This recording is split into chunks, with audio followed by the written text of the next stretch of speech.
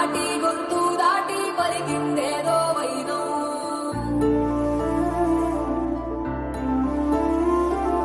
మూడు వారిన మనసులోనే పలికిందేదో ప్రాణం. కన్నుల్లోనే గంగే పొంగిన ఆనందం, కాలంతో పరిహాసం చేసిన స్నేహం. పొత్తులు దాటి హద్దులు దాటి జగములు దాటి యుగములు దాటి చైరం సమంతి